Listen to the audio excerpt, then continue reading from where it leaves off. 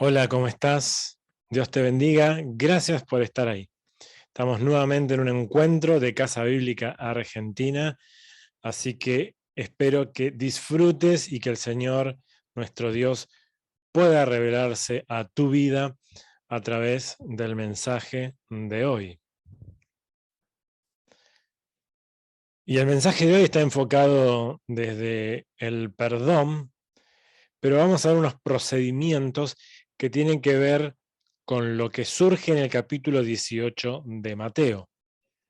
Para empezar, ya damos por sentado que el perdón es parte de nuestra vida, o debería serlo. Los que amamos a Dios debemos tener el perdón incorporado como parte de nuestro carácter para saber perdonar, cómo perdonar y proceder con el perdón, no importa a quién, sino como Dios nos perdonó a nosotros, estar dispuestos a perdonar. Perdón, hemos visto o entendemos que significa salvación. Si nosotros no nos perdonamos, el Señor, nuestro Dios, no nos perdona. Todos estamos dispuestos a perdonar y llegado el momento, contra quien sea, hacer efectivo ese perdón hacia quien hizo algo contra nosotros. Ya damos por asumido que el perdón no tiene nada que ver con el otro, ni conmigo, sino que tiene que ver con el carácter de Dios fluyendo en mi vida. Teniendo en cuenta todo esto, cuando perdonamos, cuando perdono en mi corazón y dejo ir todo ese sentimiento, todo ese de rencor, todo ese resentimiento, sentimientos negativos de soberbia, desprecio, arrogancia e ira, entonces tengo la capacidad celestial para afrontar con entendimiento la situación que sigue después, que es un procedimiento bíblico. Entonces, si yo tengo el carácter perdonador y dejo ir todo eso de mi vida y vivo una vida íntegra con el carácter de Dios, puedo hacer lo que sigue y que vamos a ver ahora, que tiene que ver con la corrección. La corrección dentro de lo que son los asuntos de la iglesia y el manejo de la iglesia ante una corrección. Ahora vamos a ver un relato que Jesús establece un procedimiento. Vamos a leer unos versículos que este procedimiento es para quienes pecan contra mí o contra alguno de nosotros, contra ustedes, podamos nosotros proceder. De hecho, Jesús, aclaro, ni siquiera habla del perdón, no habla, porque se supone que es obvio que se debe perdonar. Así que vamos a leer la palabra del Señor y ver este procedimiento tan hermoso. Acompáñame en una oración antes. Padre, gracias. Guíanos en todo. Que podamos entender tu palabra y que podamos darnos cuenta de la fuerza, la fortaleza y la capacidad que tenemos por medio de tu Espíritu Santo en nosotros. Y que esta palabra sea para instrucción de nuestras vidas, para corregirnos y para seguir avanzando en este glorioso camino. Amén. Amén. Leemos Mateo 18 del 15 al 20. Mateo 18 del 15 al 20 dice lo siguiente. Por tanto, si tu hermano peca contra ti, ve y repréndelo cuando él y tú estén solos. Si te hace caso, habrás ganado a tu hermano, pero si no te hace caso, haz que te acompañen uno o dos más, para que todo lo que se diga conste en labios de 2 o 3 testigos. Si tampoco a ellos les hace caso, hazlo saber a la iglesia. Y si tampoco a la iglesia le hace caso, ténganlo entonces por gentil y cobrador de impuestos. De cierto les digo que todo lo que aten en la tierra será atado en el cielo, y todo lo que desaten en la tierra será desatado en el cielo. Una vez más les digo que si en este mundo 2 de ustedes se ponen de acuerdo en lo que piden, mi Padre que está en los cielos se lo concederá, porque donde 2 o 3 se reúnen en mi nombre, allí estoy yo en medio de ellos. Así que si tu hermano peca contra ti, empieza el versículo que hemos leído, y hay un procedimiento cuando empieza, que si en alguna de estas instancias te escucha y confiesa el pecado, reacciona, habrás ganado a tu hermano y lo habrás recuperado. Habremos recuperado a nuestro hermano. Bien, 1. Ve y repréndelo cuando él y tú estén solos. En cada una de estas instancias, recuerden, si reacciona, habrás ganado a tu hermano. Ahora, si no, punto 2, haz que te acompañen uno o dos más, para que todo lo que se diga conste en el labio de 2 o 3 testigos. Si se arrepiente, habrás ganado un hermano. Si no, punto 3, hazlo saber a la iglesia y habrás ganado un hermano. Si no, punto 4 y último, ténganlo entonces por gentil y cobrador de impuestos. Gentil hace referencia a pagano, a incrédulo. El gentil es esa persona pagana incrédula en el contexto bíblico, por sus características, ¿no? Por eso dice tenerlo por gentil. Incrédulo, pagano, por lo tanto, sin fe. Sea un hermano, no importa, sin fe. Demostró que no tiene fe. Y cobrador de impuestos hace referencia a corrupto, que tiene una mente dispuesta para las ganancias deshonestas, un inmoral. Justamente en el contexto bíblico, el cobrador de impuestos era esto, una persona corrupta e inmoral. Y Jesús en ningún momento habla del perdón. Quien saca el tema del perdón es Pedro, más adelante, si leen el relato, pero en estos versículos vemos que para proceder de la manera que Jesús lo plantea, necesitamos sí o sí tener un corazón íntegro. y el carácter de Dios fluyendo en nuestras vidas. Ese carácter incluye proceder en todos los ámbitos de mi vida desde el perdón. Cuando yo tengo un carácter perdonador, fluye en mi vida el carácter de Dios, que va de la mano con la gracia. Perdonar, dijimos, es dejar ir, del griego justamente del original que significa, ¿no? Dejar ir. Y en el caso de un deudor, es olvidar su deuda, sin reclamársela jamás.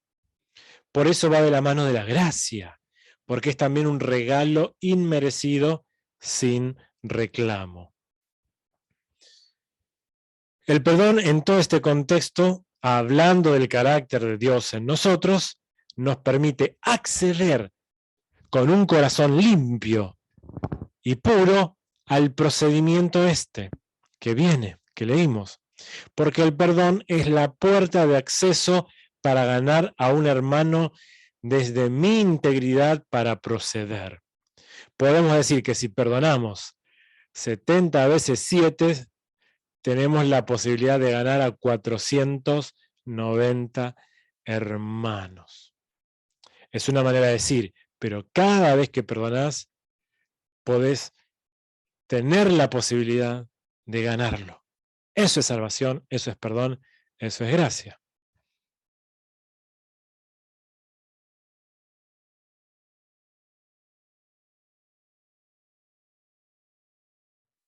Más allá de perdonar, podemos decir que nuestro carácter, que incluye el perdonar, define nuestra posición de bendición en la iglesia, para dar el primer paso en la sanidad espiritual del cuerpo de Cristo en la iglesia. Por eso salvamos a un hermano, ganamos a un hermano. O sea, es imposible proceder y dar estos 4 pasos, primero, ¿no? Es imposible dar estos 4 pasos si no tengo un carácter íntegro, si no estoy dispuesto a perdonar, etcétera, etcétera. Pero si tengo un carácter íntegro, que doy por sentado, que soy un perdonador todoterreno, puedo entonces reconstruir la iglesia por medio de estos procedimientos de reino, actuando Dios y su Espíritu Santo en estas decisiones de bendición, en estos procesos. La pregunta de Pedro, que viene después de esto, también resulta desubicada. Pedro hace una pregunta desubicada, porque Jesús está diciendo, primero no lo menciona el perdón porque es obvio, ¿no? Es algo que ni lo discutimos, por eso Jesús no lo menciona. Es algo que ya debe ser parte de tu carácter. Ya damos por sentado que que el perdón no es un problema, ya yo soy un perdonador, porque ya estás capacitado, estoy capacitado para perdonar. Pero ante la pregunta de Pedro, Jesús termina diciendo o dándole una respuesta, ¿no? Diciendo, mira, si no perdonas, entonces Dios no te perdona. Es así de sencillo. Y se lo grafica con un cuentito, con una historia, ¿no? Para que Pedro no tenga duda alguna. Y es la historia de los 2 deudores, ¿no? Después podés leerla. Pero con eso le está diciendo, mira, si no perdonás, Dios no te perdona. Así que la respuesta es sencilla a tu pregunta. Pero Jesús venía hablando de otra cosa que ya da por sentado. Si no perdonás, Dios no te perdona. Desde esa integridad de carácter perdonador tenés que proceder. Jesús estaba estableciendo algo importante, algo increíble. Y Pedro preguntando cuántas veces hay que perdonar, ¿no? Jesús le responde 70 veces 7. Y detrás de esto hay muchas referencias y significados en la Biblia con respecto a esta respuesta de Jesús. Pero en definitiva, no importa cuántas veces, tu carácter debe ser perdonador por naturaleza. El perdón convive en nuestra esencia. Ni siquiera debo preguntar cuántas veces. Solo de esta manera desde este carácter perdonador, yo puedo proceder con estos hermosos pasos. Solo debo perdonar como parte de la gracia divina en mí, o mejor dicho, debo perdonar como parte de la gracia divina en mí. De esta manera puedo proceder con estos hermosos pasos y los vemos de esta manera.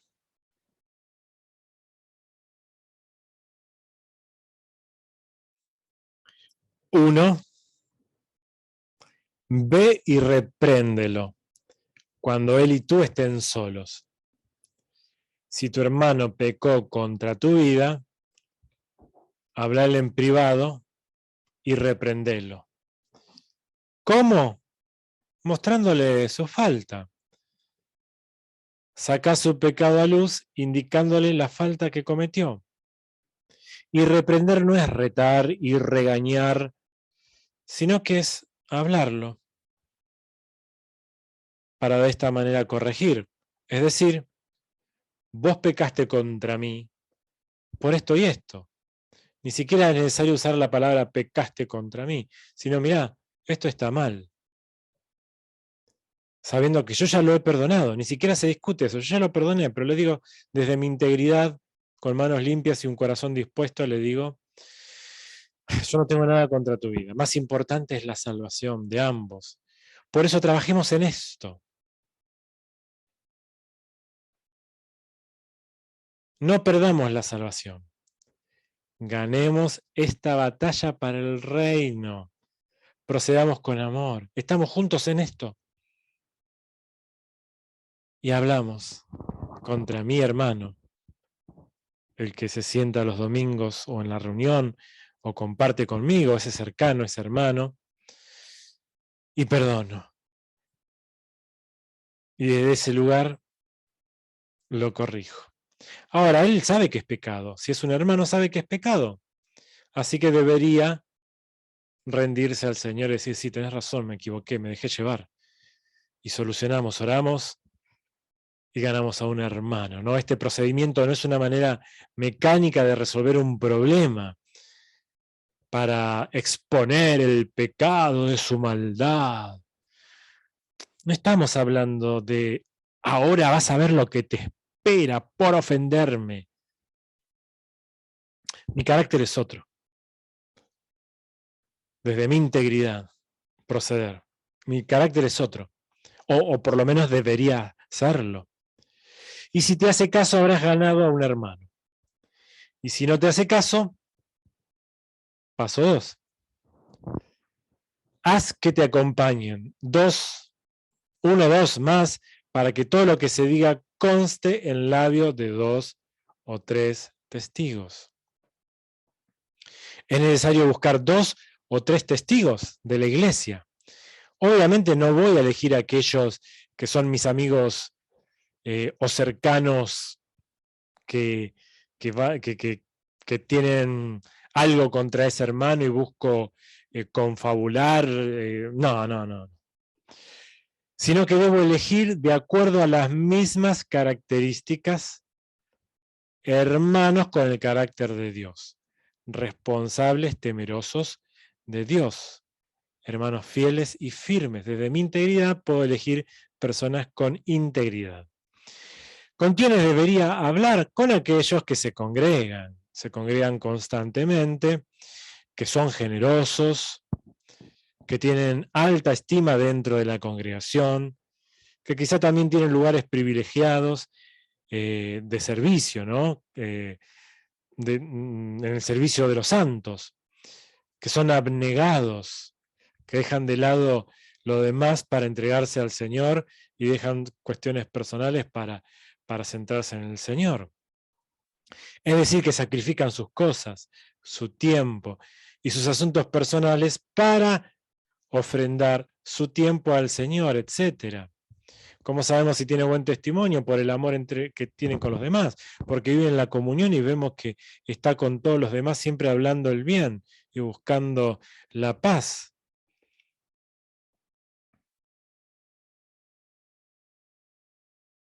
Así se busca este tipo de personas íntegras. Si te hace caso, vas ganando un hermano. Y si no te hace caso, viene el punto 3. Punto 3, ¿cuál es? Hazlo saber a la iglesia. Ahora, esto no significa que hasta ahora lo hice a espaldas de la iglesia. Todo lo contrario, debo manejarme con el consejo de la iglesia. Pero en esta instancia se refiere a una llamada de atención pública. Esto justamente habla, ¿no?, de esto. Esta medida responde a alertar a la persona pecadora que si no arregla sus cuentas, el próximo paso, ¿cuál es? Que va a ser considerado un incrédulo pagano, corrupto, que es el último paso, ¿no? Pero yo debo hacerlo de esta manera. Es como una instancia, una y otra vez, buscando que se salve, buscando que venga el Señor. El Señor nos da una oportunidad, 2 oportunidades, 3 oportunidades. ¡Qué bueno! ¡Wow! Esto es hermoso. Poder dar oportunidades para la salvación de aquel que se ha equivocado y necesita volver en sí, ¿no? Y no está la iglesia nunca de lado. ¿Por qué? Porque si yo soy temeroso del Señor y busco personas temerosas, ya esa es una actitud de iglesia, que esas personas temerosas, que se manejan bajo autoridad, van a estar siempre con el consejo del liderazgo de la congregación, del pastor, etc. Porque son íntegros, no van a puentear la autoridad, sino que van a obrar para sanidad y salvación de este hermano, y el pastor va a estar ahí siempre aconsejando, y cuando lo hacen ante la iglesia, ante todos, es para llamarle la atención y decirle: hermano, arrepentite, te amamos, te necesitamos con nosotros. Es tu oportunidad. Y la 70 veces 7 se refiere justamente a lo anterior, ¿no? A todo el procedimiento. Una vez, 2, 3, cada vez que alguien peca, un hermano, pasa por este procedimiento, y si es necesario 70 veces 7. La primera vez lo va a hacer, ¿no? Todos estos pasos. Por lo tanto, no creo que quiera pasar 70 veces 7 por este procedimiento. No, ya pasé por este procedimiento, no lo voy a hacer de nuevo. Yo me arrepiento antes. El Señor me da la oportunidad de hacerlo yo de mi propia voluntad.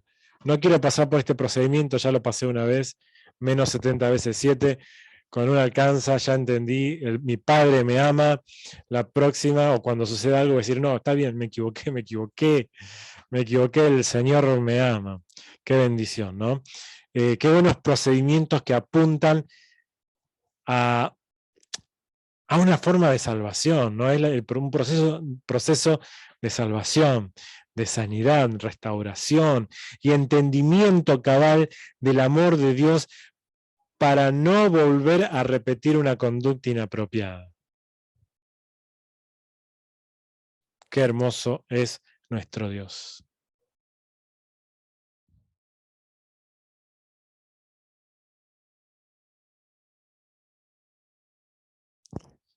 Ahora viene el versículo 18, que es una continuación que confirma todo este procedimiento, que dice: todo lo que aten, que significa prohíban, o cierren en la tierra, será prohibido o cerrado en el cielo. Y todo lo que desaten, es decir, abran o permitan en la tierra, será permitido en el cielo. Esto es revelador y esto es hermoso. Tiramos por tierra primero la oración esta antibíblica que muchos hacen, de atar y desatar a los gritos en una oración, hablarle a los espíritus. No negamos el mundo espiritual, pero no tiene nada que ver con estos versículos. Esto es otra cosa, así que esa oración es antibíblica. Lo que significa esto en este contexto, lo que venimos viendo, sencillamente que el proceder con perdón ante el pecador y transitar este camino hermoso realizando los procesos establecidos por Dios, si nos ponemos de acuerdo como hermanos e iglesia, el cielo se abre, el perdón y la salvación alcanza a la persona y hemos ganado a un hermano. O sea, hemos desatado o permitido su salvación, su acceso al cielo y la nuestra también, nuestra salvación, nuestra posibilidad de seguir creciendo como hijos de Dios. Y viceversa, ¿no?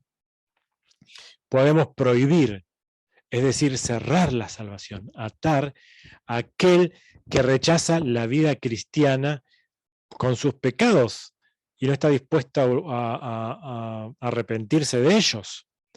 Y persiste encima en los pecados, una y otra vez en cada uno de los pasos descriptos. Qué terrible que se cierre el cielo y la salvación del pecador, que no se quiera arrepentir. Esto es algo tremendo, poderoso e increíble, el poder que tiene la Iglesia, cuando procede con amor y salvación en la restauración de una persona, o en la confirmación de su incredulidad, habiéndole dado varias oportunidades, mostrando el profundo amor de Dios para que no se pierda y tome una decisión, para su salvación o para su perdición.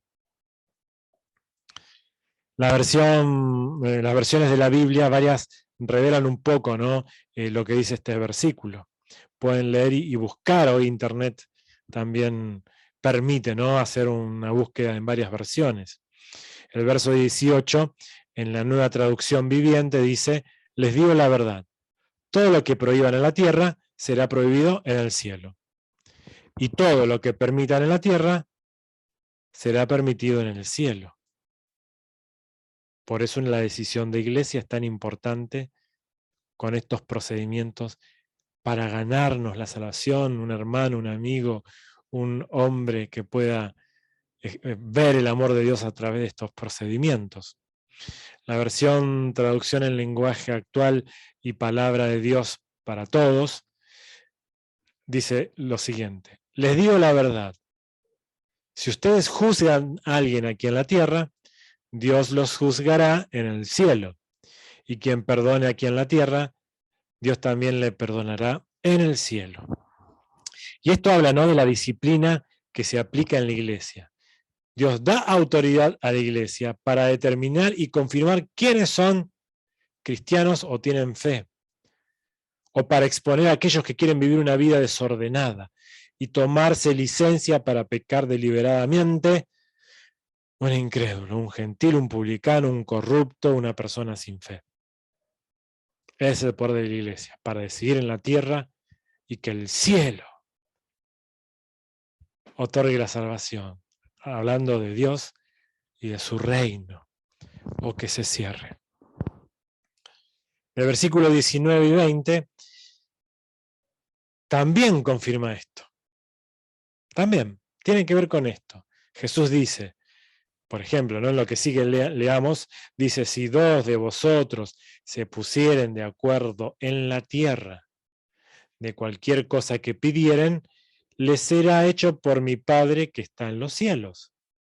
Porque donde están 2 o 3 congregados en mi nombre, allí estoy yo en medio de ellos. Este versículo también se utiliza en las oraciones, pero en realidad esa oración, cuando se aplica este texto y se dice en la oración cuando 2 o 3 están reunidos, también es antibíblica como se aplica en las oraciones estas, porque hace en realidad referencia a otra cosa que no tiene nada que ver. Donde 2 o 3 se reúnen para orar, no se refiere a una... dice, 2 o 3 se reúnen para orar, no se refiere a una reunión de oración, ¿no? Cuando oran de esta manera.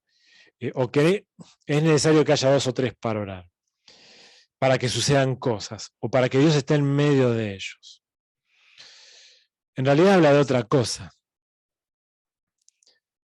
de poder, del poder de, el poder de ponerme de acuerdo entre dos o más como iglesia en el procedimiento de restaurar a un hermano, de perdonar y perdonarlo, y llegar a la decisión como iglesia de dar testimonio de su salvación o de cerrarle la salvación por su pecado. Está hablando de algo mucho más grande y poderoso. Está hablando de cómo la iglesia de forma integral responde junto a Dios y ante el cielo la salvación o la perdición de un alma, de una persona. Dios está en medio de ellos, en estas decisiones. Cuando hay dos o tres, Dios está ahí trabajando en esta decisión. No es una decisión arbitraria de una persona, es Dios actuando con poder. Para orar no es necesario que sean dos o tres para que esté Dios. Si no, no podríamos orar en la soledad de nuestro hogar de manera devocional. El poder de la oración actúa también de manera individual. La oración de un solo justo es completamente poderosa y ahí también Dios está actuando. Para orar tenemos que ser dos o tres, o uno, o muchos, una oración comunitaria. Pero para que sucedan las cosas, ¿es necesario dos o tres? No, si orás, aunque sea uno, el Señor hace grandes cosas. Puede ser uno, dos, 300, miles, en todo tiempo, en todo lugar, por todo y por todos. Si no, Jonás no hubiera podido orar dentro de un pez para ser salvo, o David en el campo mientras cuidaba las ovejas, o Elías en la cueva, o Jesús cuando se retiraba al desierto o al monte a orar. De otra manera, habría textos que tendríamos que borrar de la Biblia. Por ejemplo, Mateo 6:6, que dice lo siguiente, Jesús dice, mas tú cuando ores, entra en tu aposento y cerrada la puerta, ora a tu Padre que está en el secreto. Y tu Padre que ve en lo secreto te recompensará en público. También esta es una forma de orar. Para que entendamos, este texto no es tan cerrado. Esta oración antibíblica es muy cerrada, pero el Señor es tan grande, es tan precioso que busca la salvación. Y lo grande de este versículo es que donde hay dos o tres tomando una decisión como iglesia ante una situación tan importante como ganar un hermano, se abre o se cierra el cielo y Dios está ahí en medio de ellos decidiendo, porque no es el antojo de una persona, no es la arbitrariedad de una persona o de un hombre, sino que es Dios actuando en esa decisión con poder. ¡Wow! Salvando a un hermano.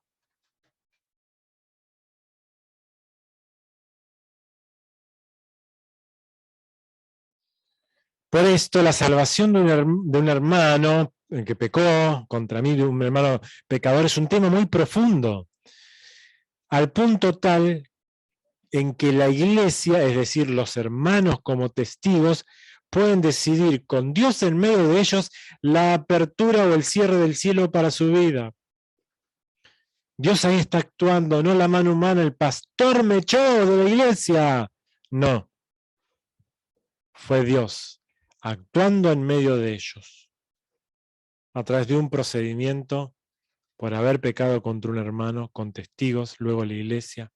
Y no te echaron de un edificio. Eso no sería nada. Lo peor es que te echen del cielo, perder el cielo. Pero porque amás el pecado. No te echaron, vos te fuiste solito amando el pecado, con una decisión propia. Ese poder no lo tiene una persona, la tiene la comunidad de fe con Dios obrando en cada decisión. La autoridad y el funcionamiento de la iglesia del Dios viviente es esta, el cuerpo de Cristo, actuando Dios, Jesús como cabeza y el Padre presente en todo momento, con la guía de su Espíritu Santo, en un proceder íntegro y hermoso para la salvación.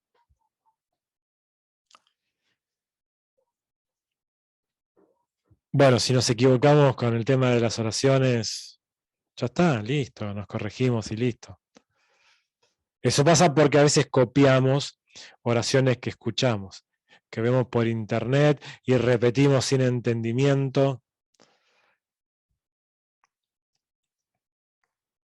Y lo que es peor, nos perdemos la oportunidad de aprender y entender la profundidad de la palabra de Dios, su voluntad infinita y el profundo amor que tiene con nosotros.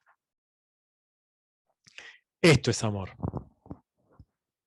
Esto es amor profundo, amor infinito, verdadero. Cuando comienza el párrafo que leemos hoy, vemos que comienza con la expresión por tanto, por tanto.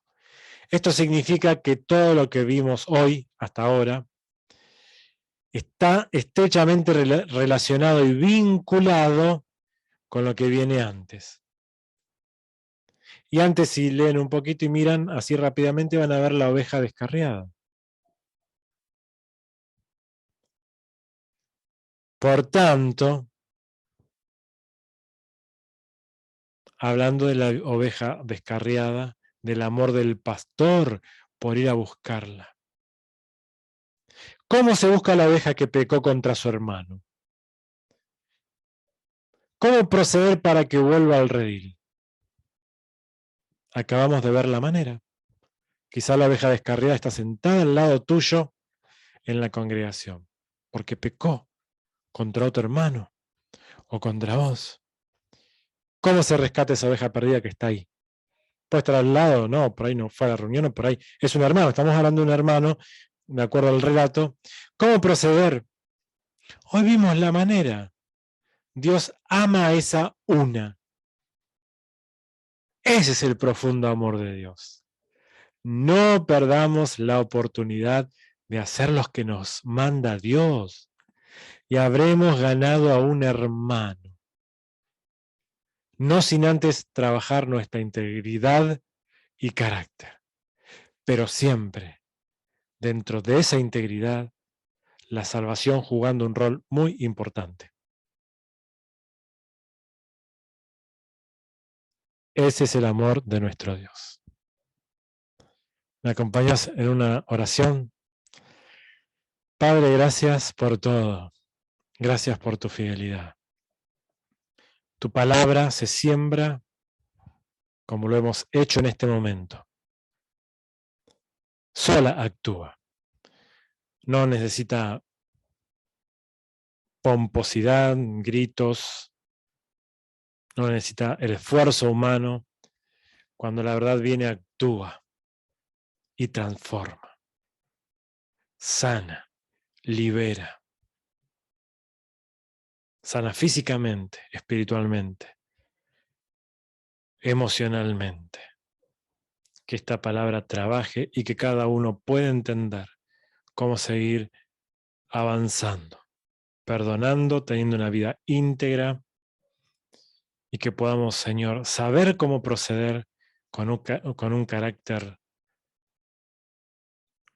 íntegro para crecer como iglesia y rescatar amando al hermano, mostrándole sus errores desde mi integridad, con amor, para seguir ganando hermanos e ir juntos por este camino de hermosa salvación. Gracias, Padre, por todo. Amén. Amén. Dios te bendiga.